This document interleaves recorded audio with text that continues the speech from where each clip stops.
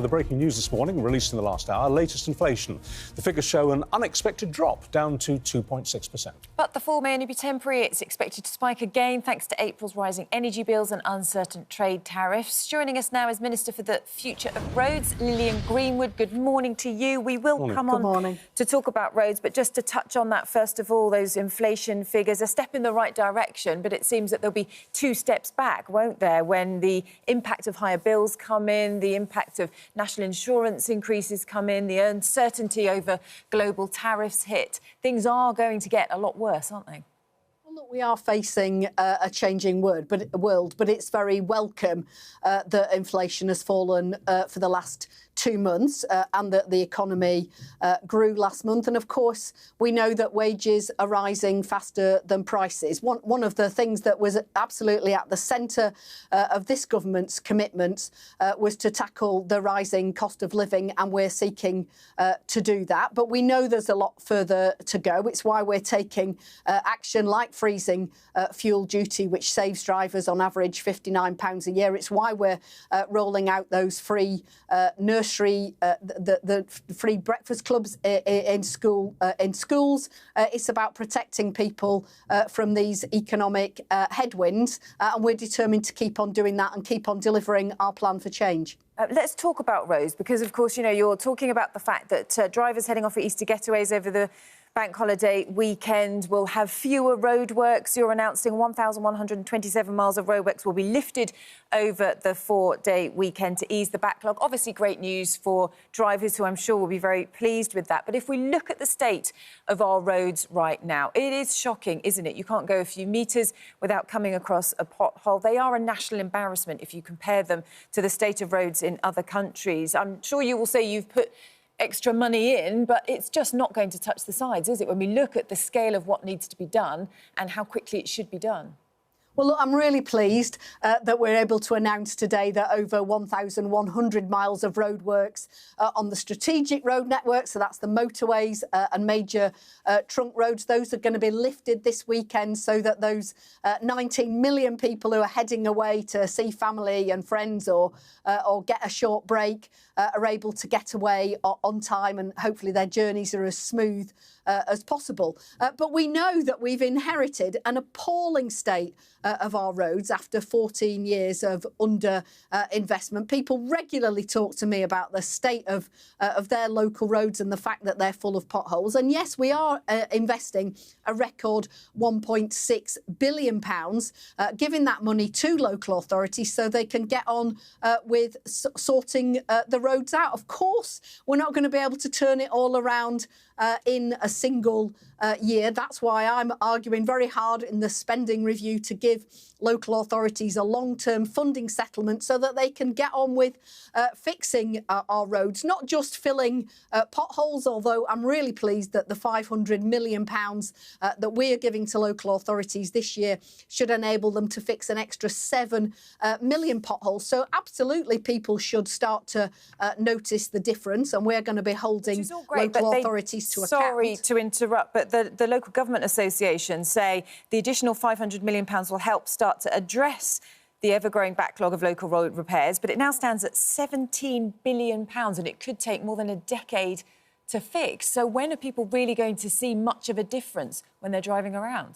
Well, look, the increase this year, most local authorities are going to see an increase of almost 40% in the amount of money that we're giving them to help them to fix local roads. So I do expect people to start to see a difference straight away. Every local authority is now required, for the first time under this government, to publish a report by June telling local people on their website in plain English what they're doing with that money, where roads are going to be fixed or resurfaced. We don't want them to just be doing quick patch and mend jobs. We want them to do a proper permanent repairs so that people do see that impact. But of course, when we're facing a situation where over 14 years the last government didn't invest in this vital local infrastructure, we're not going to be able to turn that around overnight. And that's why we want a proper long-term funding settlement for roads maintenance coming out of the spending review so that local authorities can start to make a real inroad into that backlog that we've inherited. Can I put a really basic question to you on behalf of pretty much every motorist in this country, whether they're a private driver or a commercial driver?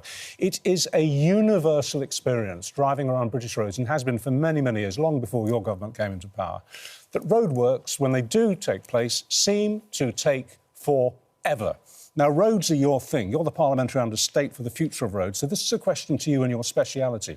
Why, when we compare the driving experience in the UK to driving, and I drive a lot in France and I drive a lot in America, and a lot of our viewers drive abroad as well, and we all report the same thing, that when you drive past roadworks, say, on the continent or in the US, it's sniving with workers. They're busy. In this country, you can drive miles through a restricted speed area because of roadworks. And if you're lucky, you might see one bloke eating a sandwich on a JCB. There just doesn't seem to be any work going on. And that is, I'm not being flip, that is a frequently reported story and observation. What's our problem with getting on with roadworks at pace?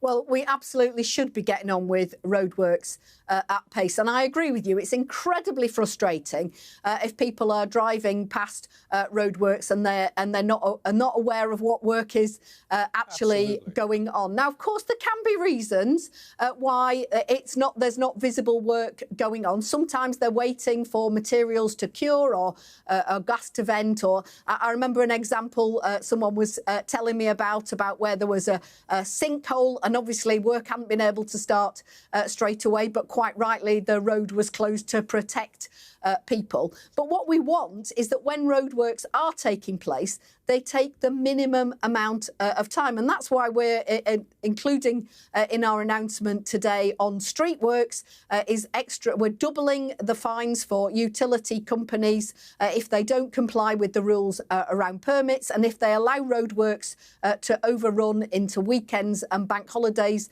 they can be liable for charges of up to £10,000. We must talk to you briefly about sewage. There was an expectation on the water companies in this country that they would cut pollution incidents by 40%. That was the demand put on them. They've gone up by 30%.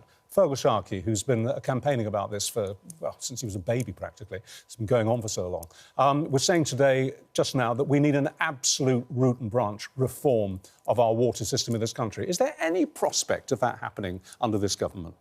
Well, look, it's absolutely clear that the releases of sewage into our seas and rivers and lakes is completely unacceptable, and we are absolutely determined as a government to act on this. We've already passed the landmark Water Act, which, as you'll know, means that water company bosses will lose their bonuses if they're not reducing those sewage spills, and also that they can be subject to criminal prosecution if they're failing to comply it's not working, with though, the is law. It? Because we know that the sewage incidents are getting worse. People can't go for a swim in any of our waters. Yeah, and it is absolutely unacceptable. I live close to the River Trent in Nottinghamshire. We've got the British canoeing team who train nearby. They shouldn't be put in danger from using what's one of our greatest natural resources. People should be able to go and enjoy the beach or bathing in local rivers and lakes. And we are determined to act on this.